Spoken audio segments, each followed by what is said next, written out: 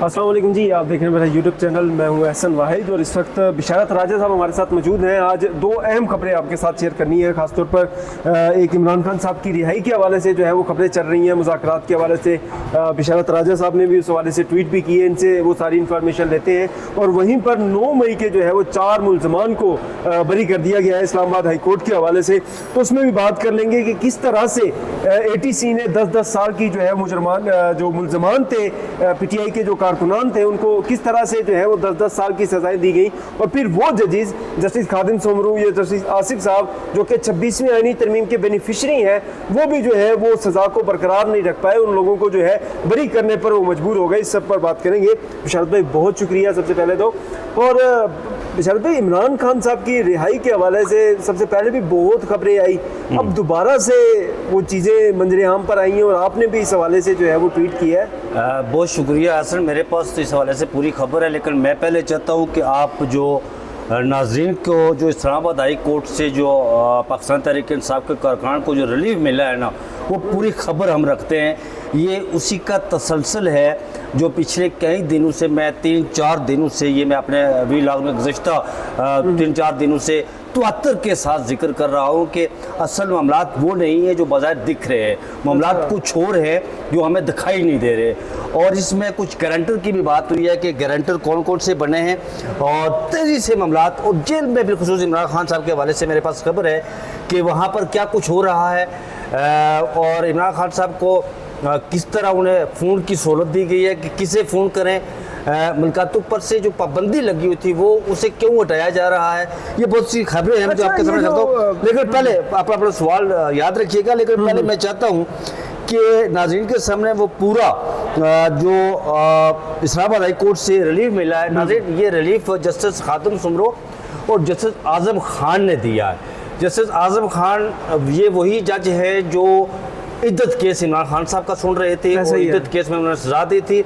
और justice Azam Khan, justice खादिम सोमरू ये वही जज है जो सिंध से हाई कोर्ट से उन्हें इस्लामाबाद हाई कोर्ट में लाया गया। और सीनियरिटी वाला मामला ये सारा कुछ चल रहा था। अगर इन जजेस हज़रात से रिलीफ मिलना शुरू हो गया तो आप देखें कि ये तसलसल किस तरफ जा रहा है।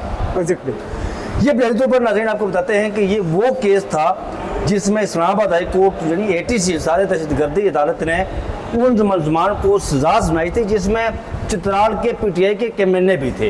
हाँ, लतीफ़ साहब उनको भी ये उनके साथ थे, जिन पर कुछ था कि जी कि इन्होंने वहाँ पर कोई दहशतगर्दी की है, किसी मामले पर जो थानों पर पत्थर मारे, ये वो 10-10 साल सजा सुनाई गई थी।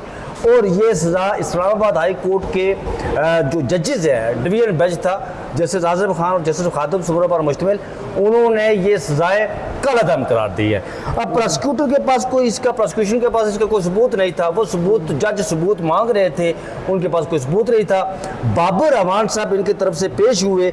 ज़रा मैं वो पूरी जो कहानी है वो आपके सामने रखता हूँ। अदालत ने 9 मई के केस में सजा पाने वाले सोहेल खान, शाहजेब अकरम और मीरा खान को बरी कर दिया। सोहेल खान और शाहजेब की जानिब से वकील बाबर अवान अदालत में पेश हुए। मुश्ताक हजूम नारेबाजी करता हुआ आ रहा था। FIR के मुताबिक ये वकील बाबर अवान खान साहब ने जो एडवोकेट अदालत के सामने जजेस के सामने ये दलाइल दी और ये बात रखी।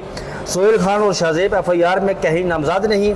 शनाख्त परेड करने वालों ने अपने बयान में सोहेल खान का नाम नहीं लिया। शनाख्त परेड करने वालों ने अपने बयान में मोहम्मद आमिर का नाम लिया, जिसे केस से डिस्चार्ज कर दिया गया। अब देखिए नाज़रीन, यह मामला क्या है।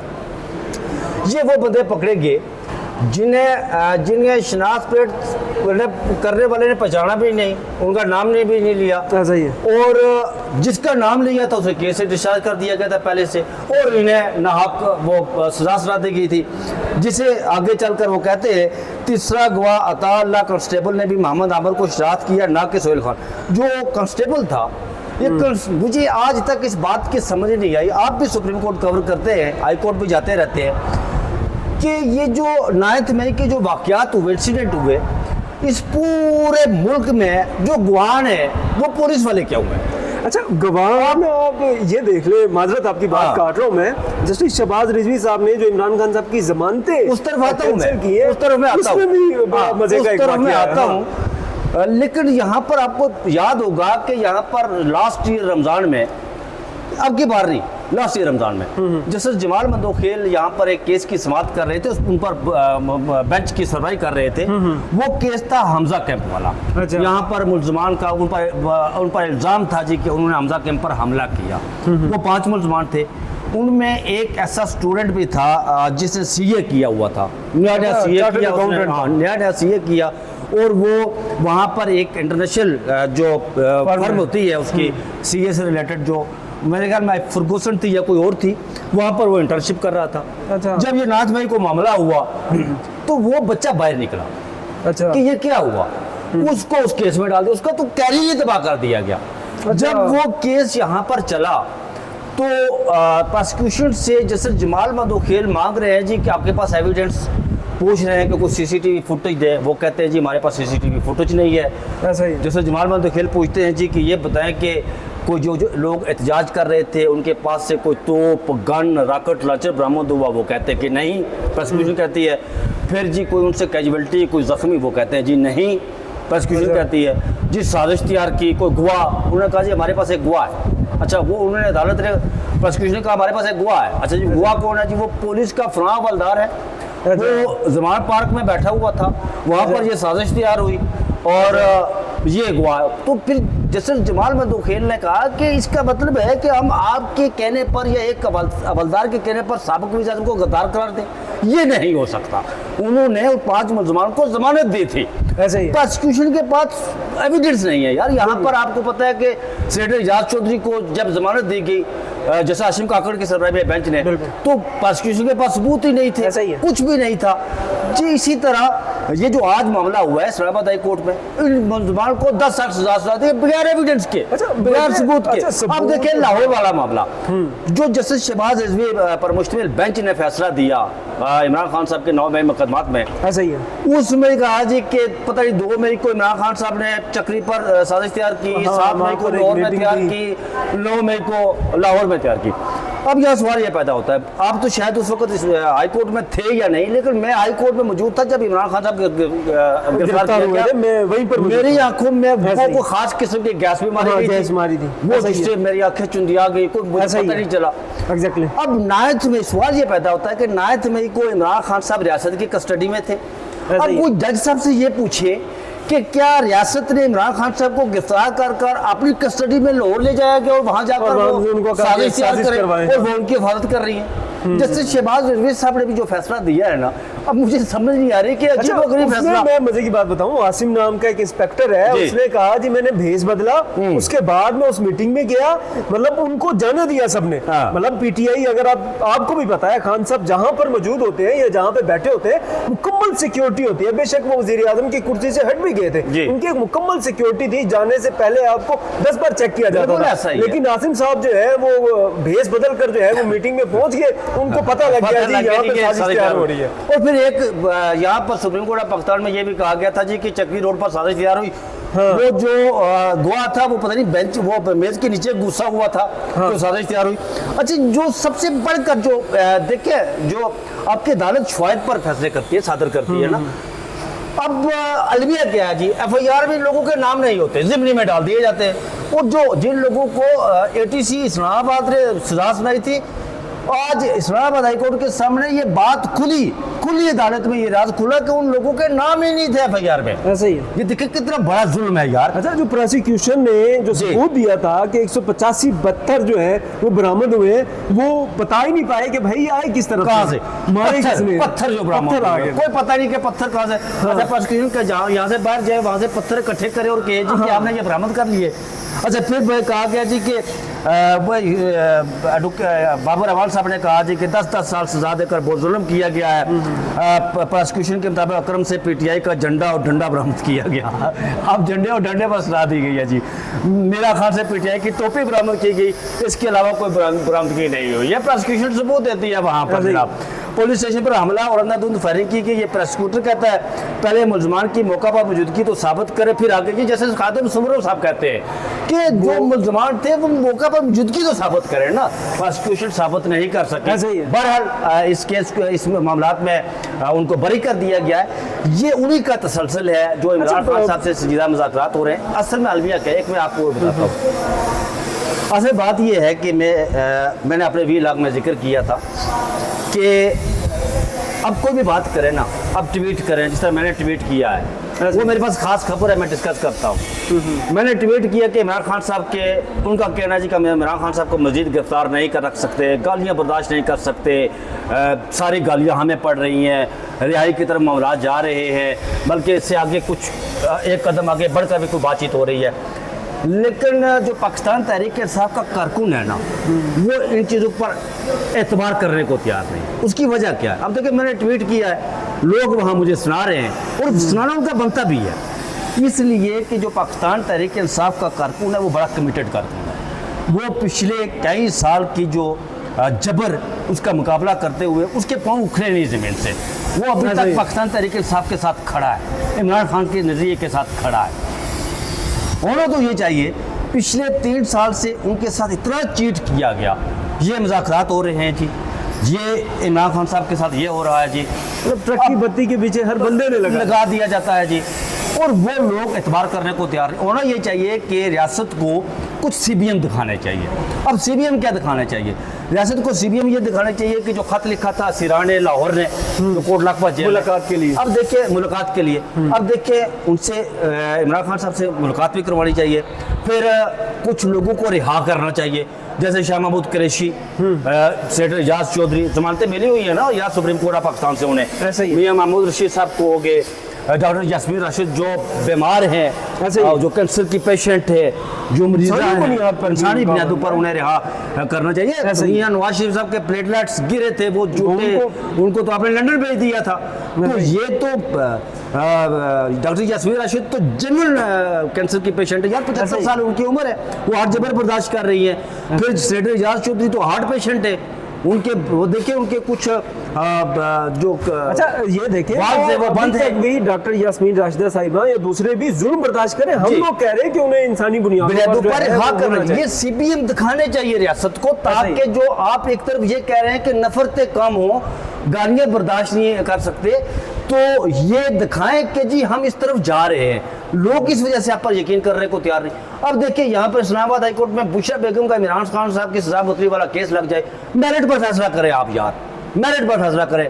अब उस 190 मिलियन पाउंड में जो अलकादर ट्रस्ट केस है, वहाँ का जो तफ्तीशी अफसर है या जो अफसर था उसका वो क्या कहते हैं उसे, अकाउंट अफसर था, उसने तो कहा हुआ है कि इनका ताल्लुक ही नहीं बनता, मेरिट पर फैसला करें ना। अब बुशरा बेगम को रिहा कर दे यार, तो रियासत का कम अज कम एतबार जो है वो मतलब एक्शन नजर आएंगे, ताकि लोग जो है एतमाद करेंगे। ऐसा ही। अच्छा रही बात, आगे मैं आपको बताता हूँ कि अडाला जेल में क्या हो रहा है। ऐसा ही आपको याद होगा कि अमेरिकी यात्रा के बाद कुछ मामला तेज़ी से बढ़ रहे हैं और नून लीग की बेचैनी और पीपल्स पार्टी की बेचैनी भी बढ़ रही है।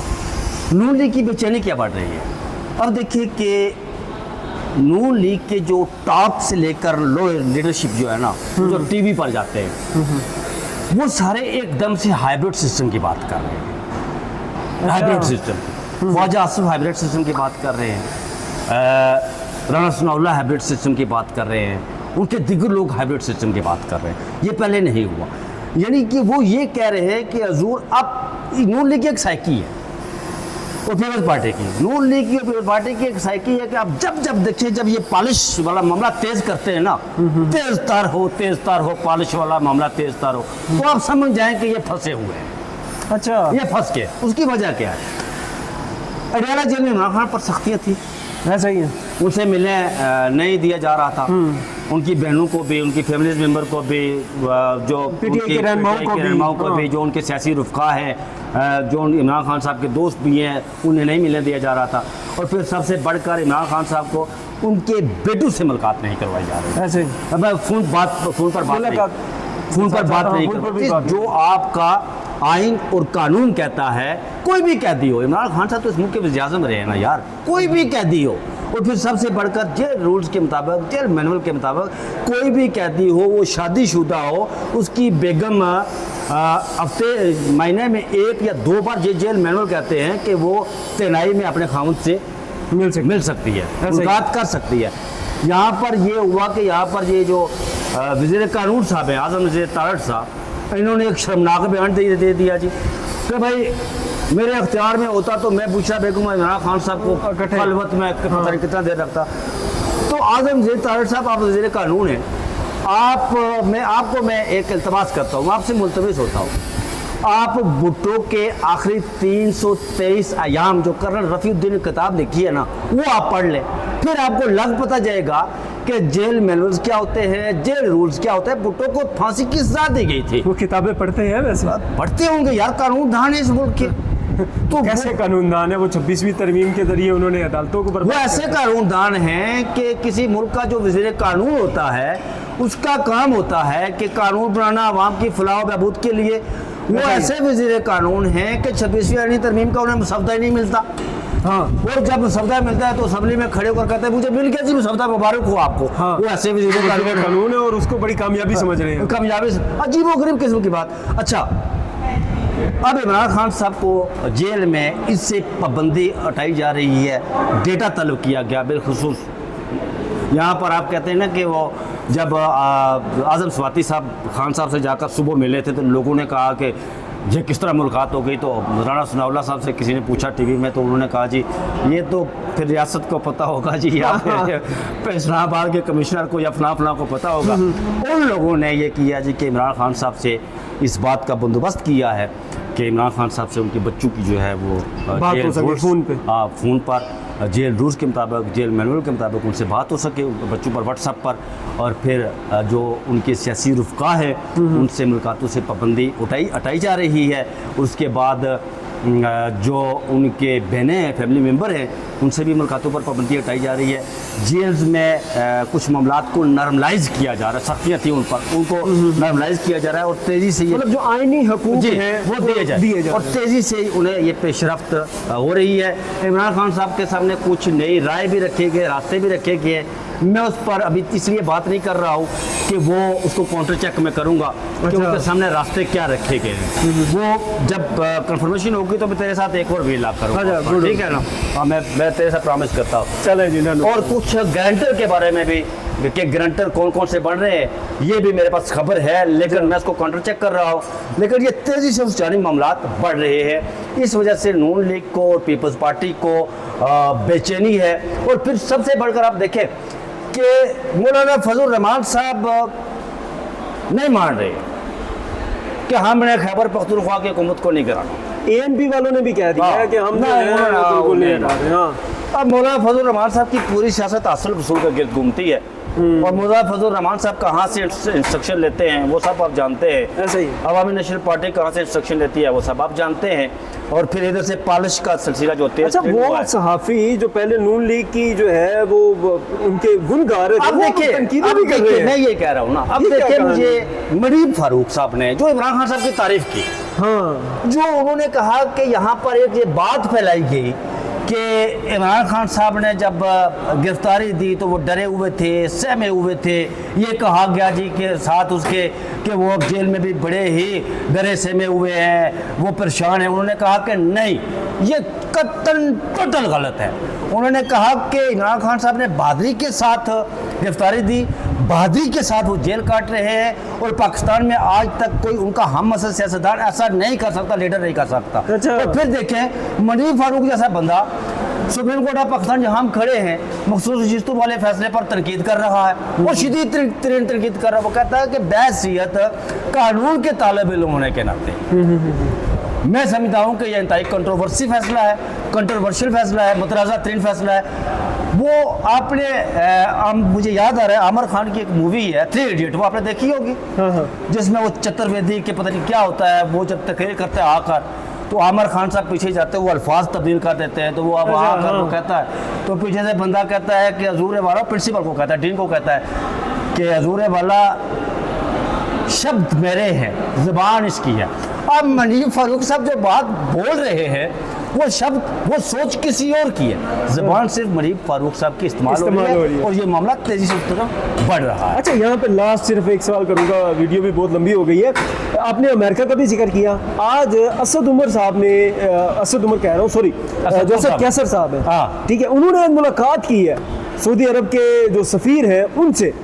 इसको यार मैंने एक अशातन बताया था आपको गारंटर के हवाले से, मैं उस पर कंफर्म कर रहा हूँ खबर, बस इस बात को आप समझ लें बस। अच्छा, हाँ। चलें जी, इंशाल्लाह फिर मजीद जो भी अपडेट होगी इस हवाले से मैं आपके सामने रखूंगा। और फिर बिशारत राजा साहब का भी दोबारा से इन्होंने इंटरव्यू का आपके सामने कंफर्म भी किया, और दोबारा से इंशाल्लाह जो भी मजीद अपडेट होगी मैं इंशाल्लाह आपके सामने रहूंगा। तब तक के लिए खुदा हाफिज़।